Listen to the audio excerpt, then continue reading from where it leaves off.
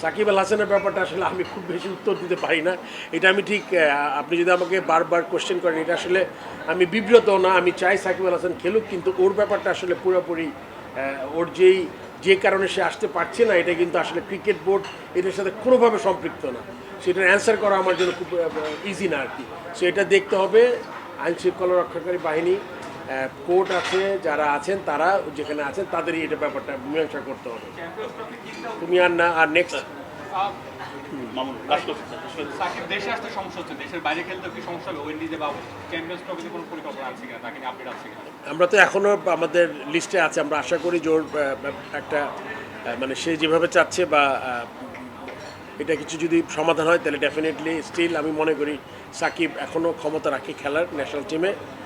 But এইভাবে আসলে একটা প্লেয়ারের জন্য খুব বেশি একটা মানে সে যে দেশের বাইরে থেকে টুর্নামেন্টগুলো খেলবে, তাকে মেন্টালি খুব একটা, আপনি জানেন যে একটা ফ্র্যাঞ্চাইজি লিগ খেলা দেশের জন্য খেলা এক কথা না, আপনার প্রিপারেশন হয়, টিমের জেলটা দরকার হয় খুব বেশি।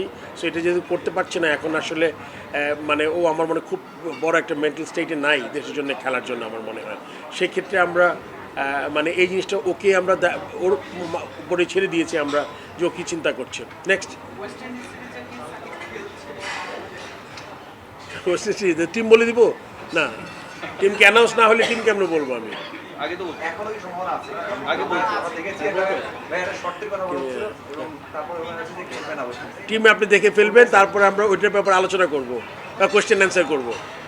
ওকে, প্রথমবার তো হচ্ছে, আই এম শিওর দ্যাট ওই আশা নিয়ে তো করেছি। আমার মনে হয় যেই থিম নিয়ে করা হচ্ছে, আমার মনে হয় যে খেলা তো খুবই গুরুত্বপূর্ণ, তার সাথে আমরা যদি খেলাটাকে সবাইকে সম্পৃক্ত করতে পারি, যেটা আগে কখনো হয়নি, এবার নতুন করে আমরা চেষ্টা করব। আমার মনে হয় এটা খুবই ভালো একটা উদ্যোগ।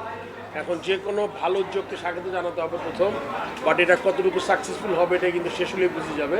বাট আমি অত্যন্ত আশাবাদী যে যেই আমরা উদ্যোগটা নিয়েছি with the help of chief adviser, তার সাথে যুব ক্রীড়া মন্ত্রণালয় এবং এলজিআইডির উপদেষ্টা আসিফ মাহমুদ, আসিফ ভাইয়ের সাথে, সজীব ভাইয়ের সাথে, তো আমার মনে হয় যে এই উদ্যোগটা আমার মনে হয় খুব ভালোভাবে কাজ করবে এবং আপনারা খুব ভালোভাবে দেখেছেন এত সুন্দর পরিচ্ছন্ন একটা প্রোগ্রাম করতে পেরেছি আজকে আমরা।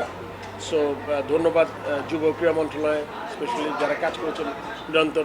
এটা আমাদের মনে হয় যে it's a good start. Let's see কতটুকু যেতে পারি আমরা এই প্রোগ্রাম নিয়ে। আমার মনে খেলা তো মাঠে হবে, টুর্নামেন্ট, এটার প্রথম কথা।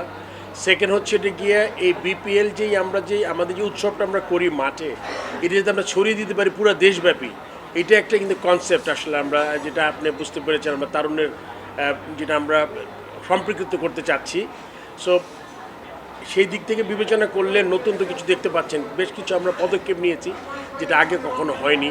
সো এখন সেটা একটু আগে বলেছি যে এটা আসলে আমরা যত দূর যাব, এগিয়ে যাব, ততটা বুঝতে পারবো যে আমরা কতটুকু সম্পৃক্ত করতে পেরেছি। বাট একটা স্টার্ট হলো, আমার মনে হয় যেটা সমাপ্তি খুব সুন্দরভাবেই হবে।